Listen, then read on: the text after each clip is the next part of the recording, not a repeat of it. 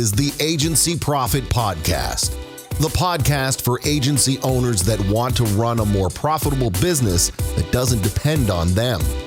Introducing your host, CEO and co-founder of Parakeeto, Marcel Pettipaw. Hello, everyone, and welcome back to the Agency Profit Podcast. We have been bringing back a select few guests for a second episode, and today is another one of those repeats. If you go back to episode 5, you'll recognize today's guest. It's Mandi Ellefson, the founder of the Hands Off CEO and the creator of the Scale to Freedom system. She helps agency owners scale their business and allow it to run profitably without them. She's the host of another great podcast called the Hands Off CEO podcast. Her upcoming book, Scale to Freedom, is coming out soon and will be generating proceeds for a good cause. So make sure you stay tuned to check out that new release. And she's here today to talk about the 5 exits that you need to go through as an agency owner to get an 8-figure business that generates 6 figures a month in profit that doesn't require you in it. And we're going to talk about some ways to get out of the efficiency game, because I love to talk about how to, really squeeze all the efficiency out of your business. But let's be real, that's a really, really not very fun way to scale your business. So we're going to talk about all the levers that you can pull today to get out of the commodity game and really allow yourself to charge high rates, have high profit margins, and make this whole scaling thing a lot easier. So with all of that, Mandi, thank you so much for coming back for round 2 on the Agency Profit Podcast. Thanks so much for having me, Marcel. It was such a pleasure to do the first interview. It was really fun. So I'm glad to be back for a second round. And I'm glad to have you. It's crazy to think it's been like over 3 years since we recorded that first episode. Our businesses both look very similar, but also very different. You've grown a ton. You've helped so many clients since then, and you were already doing some big things then. So it's really cool to have you back so we can go even deeper into this stuff. But for those that haven't listened to the first episode, aren't familiar, I'll give you a moment to just describe what you do and who you serve in your own words. Yeah, well, thanks so much for sharing that. And first, we've definitely seen that the progression of your business, Parakeeto. You guys just do some really incredible work. So it's been fun to see the direction that you guys have been scaling, because it is it's very much aligned with what we would teach agencies for how to be able to scale in a way where profitability increases, but quality increases and outcomes for clients increase too. So you guys are really a great model for that. So you know what, to answer, yeah, absolutely. So to answer your question, what we do in our own words is like really hands off CEO. It kind of says our business name says the whole thing.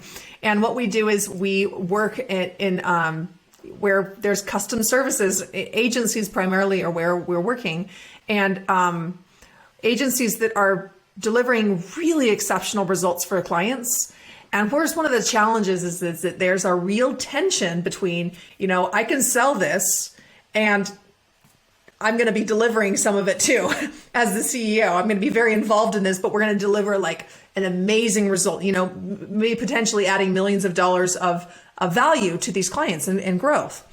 Or, you could take the other path of like, we're going to operationalize this, and we're going to productize this, and we're going to make this be streamlined, and we're going to make this be, we're going to get all this efficiency, and we're going to remove out all the variation and really just turn it into a commodity, right?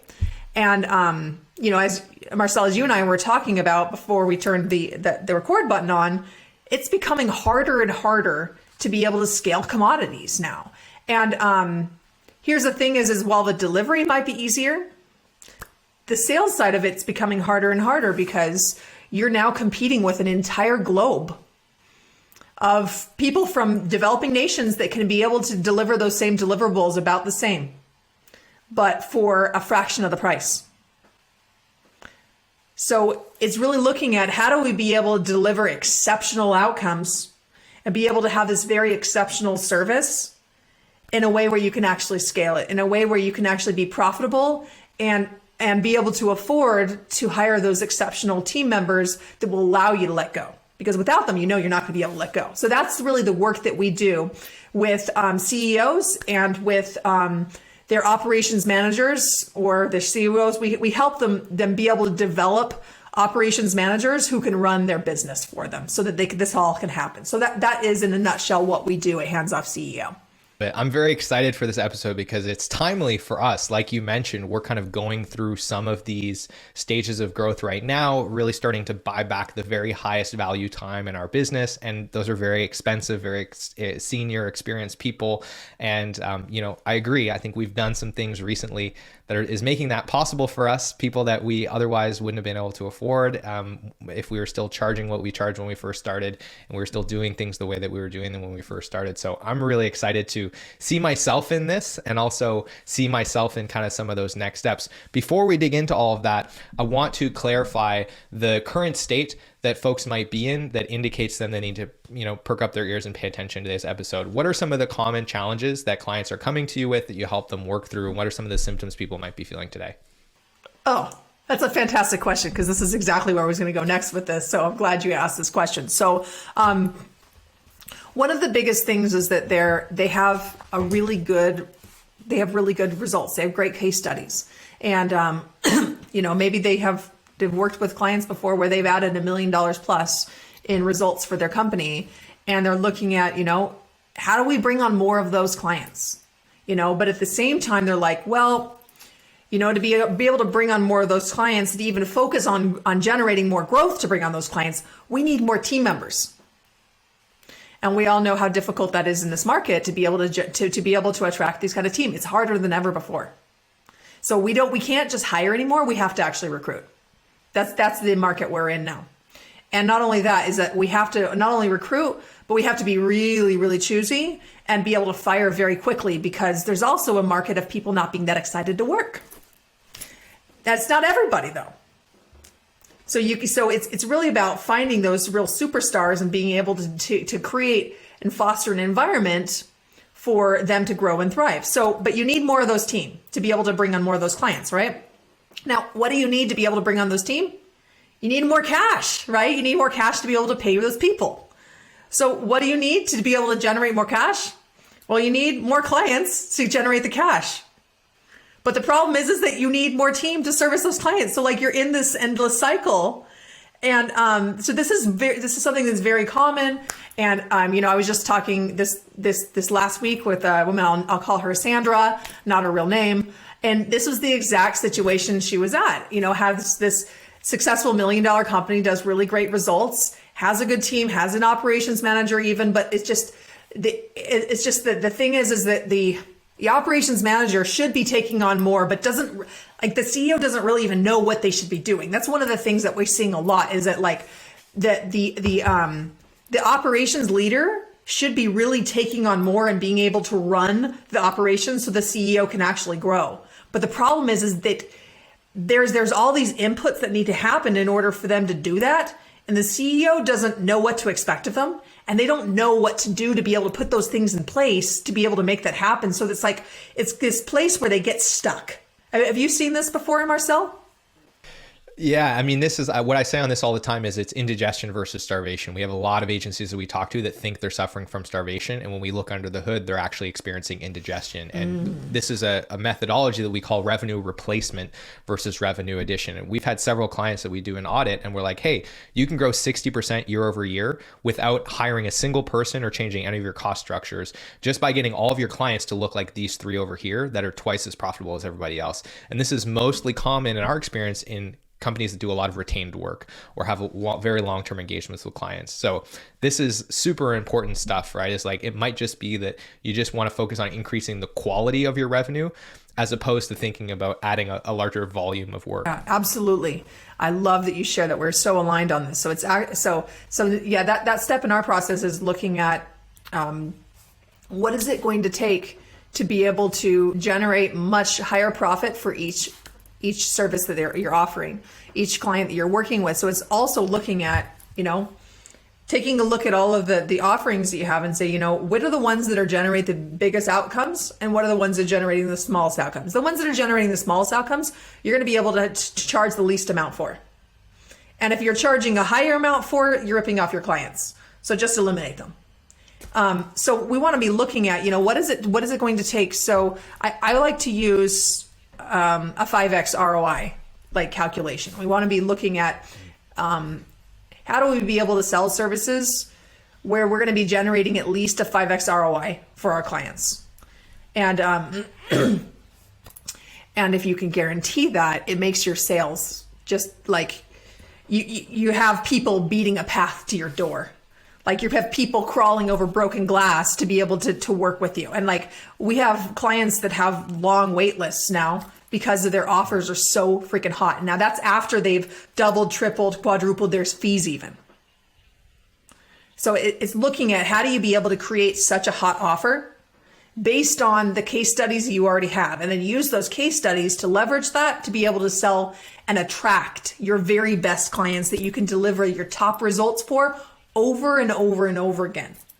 And I think this is such an important idea because I see this mindset block often. And actually, funny story, there's a barber in my town locally that was, asking me for advice. And this was their biggest problem. They're running a service business and they were afraid to turn clients away. They were afraid to make clients wait too long to book with them. So I was like, why aren't you marketing your business?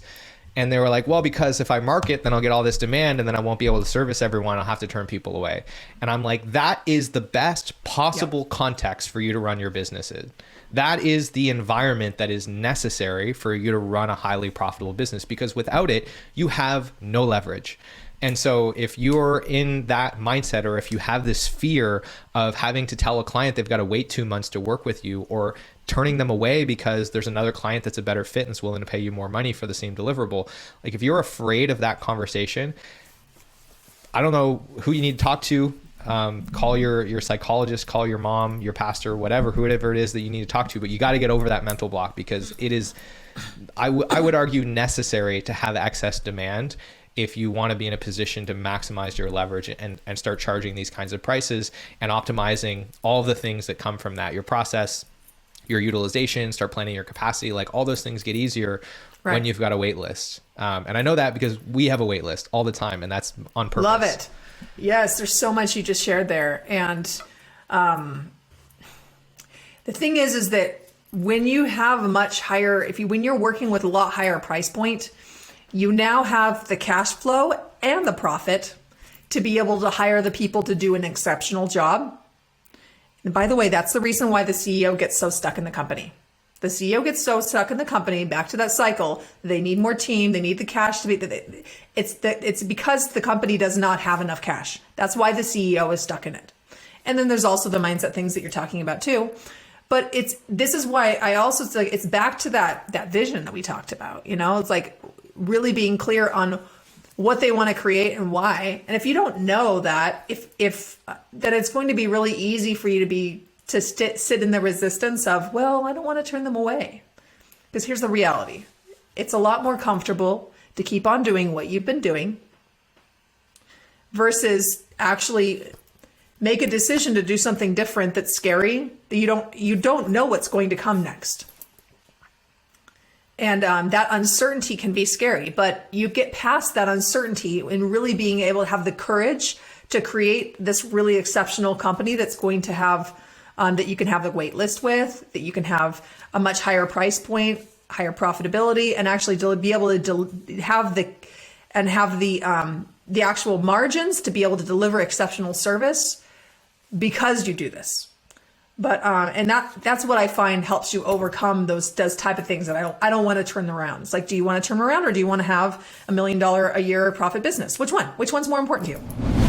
Hey, it's Marcel here, and I hope you're enjoying the episode so far. If you are, then I want to encourage you to check out the Agency Profitability Toolkit. It's a free set of resources that we've put together to help agency owners just like you improve their profitability. It's full of free checklists, templates, and training videos, and has helped thousands of agencies get better at measuring the essentials of their business. So if you want to grab a free copy of that, you can head to parakeeto.com/toolkit, or look for a link wherever you're watching or listening to this. With that, I want to thank you again for tuning in, and I'll let you get back to the episode.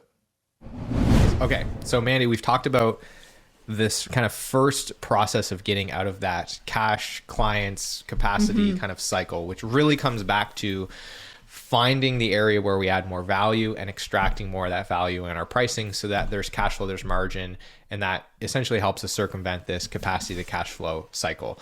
Once we've done that, what's the next step? What are some of these exits that we've now got to go through to go to the scale and profitability? So anyways, that's the first thing to get out of the client, managing clients and managing just overall projects that are being moved forward in the company. That saves an enormous amount of time for the CEO, gives them the bandwidth. That right there, immediately they'll have that extra time and space to be able to generate more growth. They'll have increased capacity with the team, increased capacity for themselves to go out and make more of the right type of sales, more of the right type of profitable sales. So that's that first exit.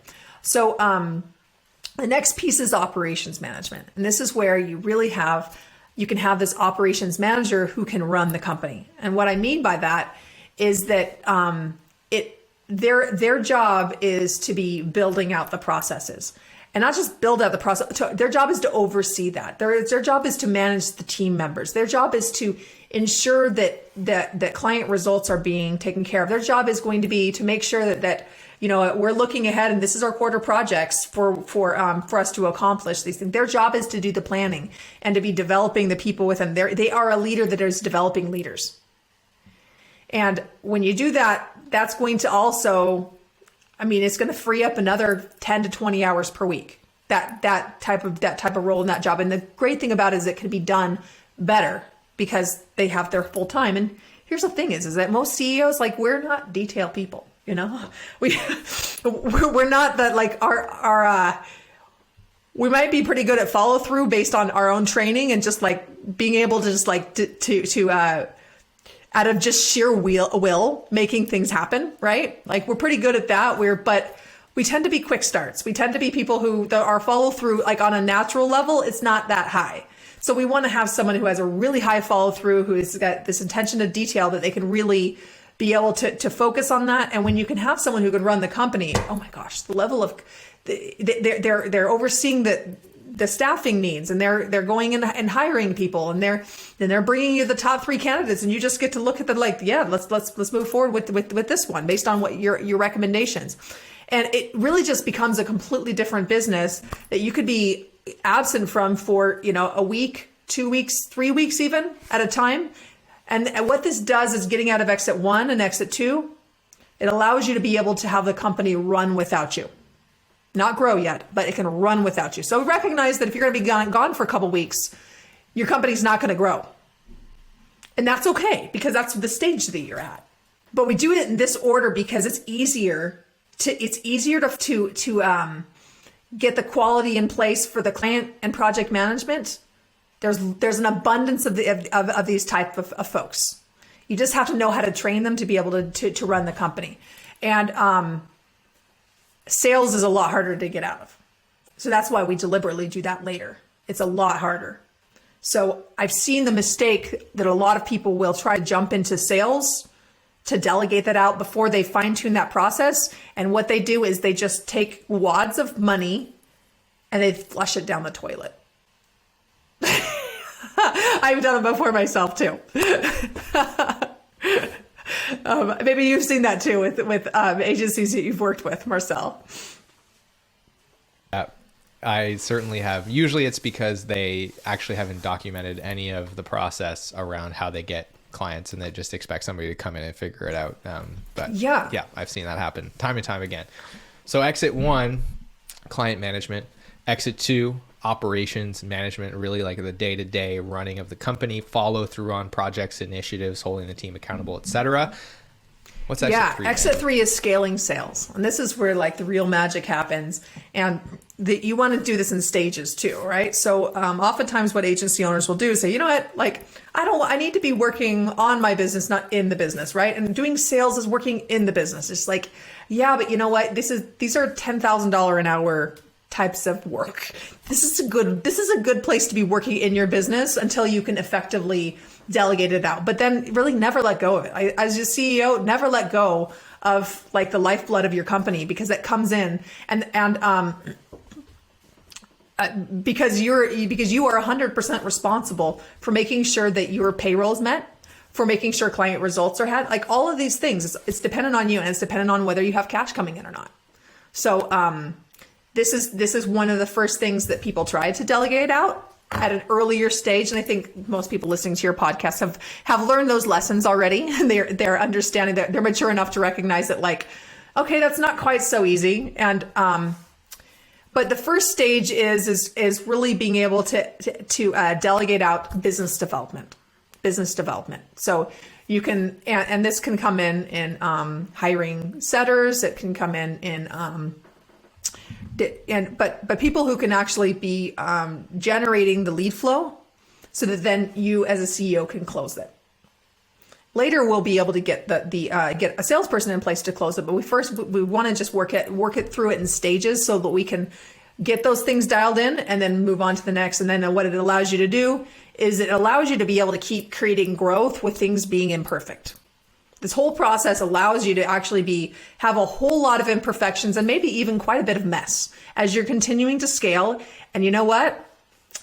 You still can be remarkably profitable and still generate really amazing results for your clients while it's a little bit messy, because companies that are growing rapidly have mess, because the problem is that your process is you reinvent, 3-6 months ago, you have to reinvent them again, because you're growing so quickly, right?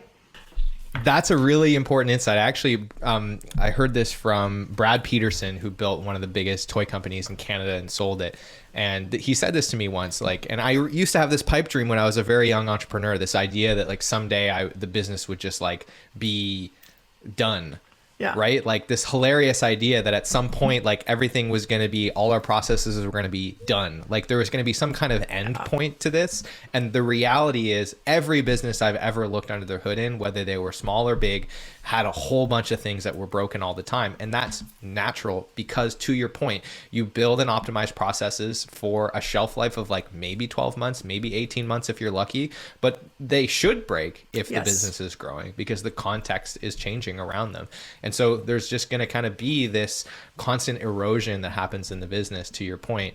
And scaling is not going to be clean, but it doesn't have to be terribly, terribly painful or stressful. And having an excess of cash can make it a lot easier. The other piece around sales with Exit 3 is hiring a salesperson, and being able to hire a salesperson who can manage the whole sale from the managing the sales process to be able to get them from lead to conversion. I mean, there's a whole process in there. So be able to train them, you need to have the right offer for them to sell. And the price, so that story I was telling you about with Laura, what we did to support her to be able to triple her fees and then triple the length of engagement, is what we created a client success map. We helped her create a client success map, which shared with them the promise. In her case, to add £100,000 of additional profit for the company within 12 months. And then there were some other things too. But that promise allowed her to be able to sell a much higher price service. And that's what's going to allow her to be able to delegate that to a sales team when she's ready to, because it's a really clear, it's a really clear, this is what you get, this is when you get it. And it can very clearly articulate the value proposition in a way that the salesperson has guardrails, so they don't just go sell anything, because that's what they will do if you turn them loose. So that's Exit 3. And also another piece we love to scale with executive briefings, and to be able to actually have events to be able to bring prospects into people who are interested in the service, and that you can use that as a way to actually be able to grow your list, and then have people experience value before it. So then it kind of turns into it really allows you to scale your sales process and actually kick the can down the line a little longer before you actually have to hire a salesperson. And if you want to see an example of this, if you go to handsoffceo.com/briefing, you can sign up for one of our briefings, and that we teach our clients how to put that whole thing together too. So Exit 4, client strategy. Now, here's the thing: is sometimes this comes earlier. For some companies, they might have client strategy come earlier, but this is where you have your training strategists internally to be able to replace you, to be able to replace the CEO as the main strategist. And what's really amazing about this is you can develop people internally to become the strategist. And you could also hire really high level strategists who can come in and build out programs to be able to train internal strategists. And then what that allows you to do is it allows you to be able to have maybe one, two, a very small number of high level strategists, but then they're developing people underneath them who will then eventually be able to replace them down the line. And that allows the company to scale and have really exceptional strategists with price efficiency. So that's exit 4. And that's going through exits 1 to 4 is a pretty killer business. And that's one that you can still be involved in as a CEO to whatever level you want. And I think this is a really ideal place. And this is where most of our clients aspire to. But exit 5 is taking it to the next level where you can actually be able to sell the company and completely exit it. So one of our clients, Will Watrous, he went through all 5 of these exits, and he was able to actually remove himself and promote his COO into the CEO stage. And this, so this is where you're putting in place executive leadership. Not everyone wants to do this. We've had other clients who've been able to go and sell their company. They've got to sell it internally to their team, or they've sold it externally to investors. So this is really the stage where your company, you can maximize the valuation for your company because you've done those earlier steps. If you don't do those earlier steps, your company is worth very little. It's a very small multiple for agencies. But if you put these things in place, you can increase your multiple and also increase the likelihood that an investor will actually want to acquire your company, which means millions of dollars more at your exit. Yeah, and that's we've talked about this a few times on the show, but yeah, we're talking about EBITDA multiple. So there's 3 compounding factors here, right? Number 1, what is the EBITDA? What is the profit margin on the business? If every time that goes up, it's a substantial impact. Number 2, what is the multiple? Are you getting 3 times, 5 times, 8 times, 12 times your net profit? That's another multiplying factor. And of course, there's another kind of step function, which is, are you north of $1 million a year in EBITDA? Because as soon as you cross over that line, the competition for your business from acquirers is substantially higher because there's just this much higher level of return. And so you're generally getting a higher multiple. And the way that you push that multiple up is A, having more EBITDA, but B, having all of these other things. Less risk in the business. Less risk comes from all of these exits that you as a founder are able to create because you're no longer a linchpin in the business.